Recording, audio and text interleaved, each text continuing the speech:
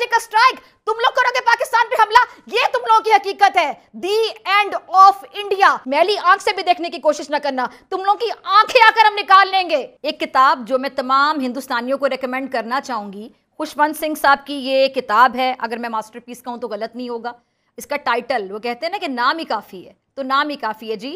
नाम है इसका द एंड ऑफ इंडिया, कि किस तरह भारत हिंदुस्तान टुकड़े टुकड़े होगा और किस तरह ये अपने खात्मे का खुद जिम्मेदार बनेगा। ये सो कॉल्ड इंडिया, भारत ही सेकुलर इंडिया है, सो कॉल्ड सेकुलर, जो कि बाकी सेकुलर की डेफिनेशन को भी नहीं समझता। सेकुलरिज्म की डेफिनेशन क्या होती है, जाके जरा दोबारा पढ़ें। वहां पे कोई माइनॉरिटी सेफ नहीं है, खा वो मुसलमान हो, खा वो क्रिश्चियंस हो, खा वो सिख हो, वो अपने राइट्स के लिए, जो उनके बेसिक राइट्स हैं, हुकूक हैं, बुनियादी हुकूक हैं, उनके लिए बाकायदा स्ट्रगल कर रहे हैं, फाइट कर रहे हैं, जिद्दोजहद कर रहे हैं। वो हुकूक जो देना रियासत की जिम्मेदारी होती है, भारत की रियासत उनको वो हुकूक नहीं दे पा रही। इबादत गाहों में वो जा नहीं पाते, अपनी जो मजहबी रस्मात है उनको वो प्रॉपर तरीके से परफॉर्म नहीं कर पाते। वहां पर जब भी ईद उल अजहा आती है, बड़ी ईद आती है, तो जब गाय को कुर्बान किया जाता है, तो वहां पे किस तरह ये जो वहां पे जो बहुत ज्यादा इस तरह की सोच रखने वाले हिंदू हैं, इंतहा पसंद हिंदू, मैं तमाम हिंदुओं से मुखातिब नहीं हूं, उन लोगों से जो कि इंतहा पसंद सोच रखते हैं,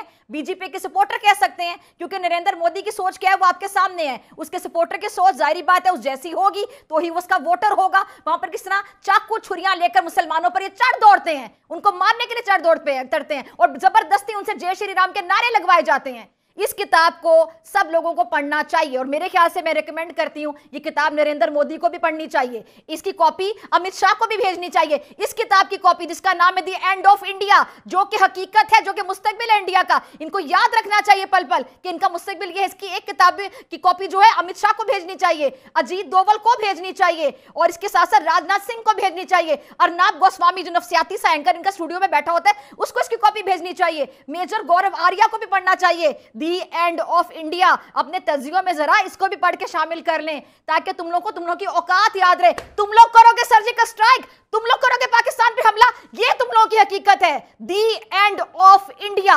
और इसके साथ साथ मैं जरा ये भी कहना चाहूंगी कि वहां पे बड़े जो थिंक टैंक्स बैठे हुए हैं, वहां पे ऐसे आर्टिस्ट जो कि बहुत काम करते हैं, इंसानी हुकूक के लिए काम करते हैं और लोगों के लिए आवाज़ उठाते हैं, ऐसे ऐसे लिरिक्स लिखते हैं। वहाँ पे जावेद अख्तर साहब, मैं उनका जिक्र इसलिए कर रही हूँ कि जावेद अख्तर साहब आपके लिरिक्स मैंने भी बड़े पढ़े हैं, आपके जो बहुत से गाने हैं उनको हमने भी सुना, क्योंकि हम हसद नहीं करते, हम हसद नहीं करते कि क्योंकि टैलेंट अगर सरहद से पार बैठा तो हम हसद करें। टैलेंट की सर कोई सरहद नहीं होती।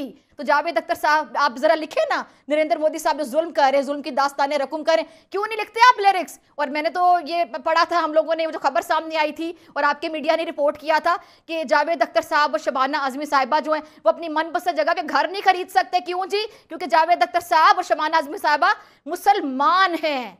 आप लोग अपनी मनपसंद जगह पे घर तक नहीं खरीद सकते थे, फिर घर खरीदने के लिए आपको क्या करना पड़ा, जरा बताना पसंद करेंगे? और आमिर खान साहब, मैंने आपकी बहुत सी पिक्चर्स देखी हैं, आपकी बहुत सी मूवीज देखी हैं, आप चुनकर टॉपिक लेकर आते हैं। आपने फिल्म बनाई थी तारे ज़मीन पर, जिसने आपने बताया था कि वो बच्चे जो निगलेक्ट हो रहे होते हैं, जो बच्चे डिफरेंट होते हैं, उनको किस तरह ट्रीट करना चाहिए, उनके वालिदैन को। और आपने टाइटल भी बड़ा अच्छा लिखा था उस पिक्चर का, ये तारे ज़मीन पर।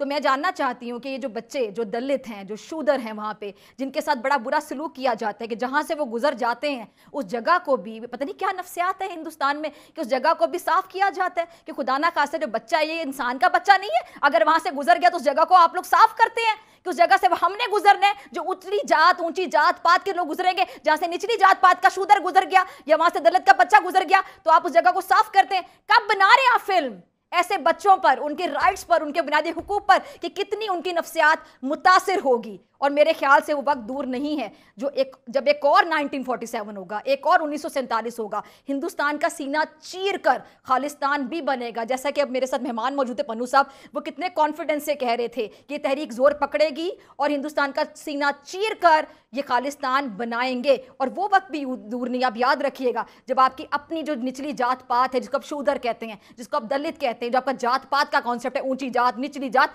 जब वो लोग आपके खिलाफ बगावत करेंगे, क्योंकि जिसको जितना दबाया जाता है वो उतना उभर कर सामने आता है। और आईक्यू लेवल की तुम लोग बात करते हो, आईक्यू लेवल था हमारे बाउजदाद का, जिन्होंने उस टाइम पर प्रिडिक्ट कर लिया था कि 2 नेशन थ्योरी, 2 कौमी नजरिया, उनको पता था कि तुम लोग आगे जाके क्या करोगे, तभी तुम लोगों का सीना चीरकर पाकिस्तान को वजूद अमल में आया था अल्हम्दुलिल्लाह। और पाकिस्तान कायम है, हमेशा कायम और दायम रहेगा इंशाल्लाह। मैली आंख से भी देखने की कोशिश ना करना, तुम लोगों की आंखें आकर हम निकाल लेंगे। तुम लोग की आंखें निकालना हम अच्छे तरीके से जानते हैं। तो तुम लोग के जो झूठे दावे हैं सर्जिकल स्ट्राइक के और आए दिन फॉल्स फ्लैग ऑपरेशन करते हो अपना वोट बैंक मजबूत करने के लिए, अब ये भी ज्यादा नहीं चलेगा, क्योंकि तुम लोगों की हकीकत सिर्फ ये किताब है जिसका नाम है दी एंड ऑफ इंडिया।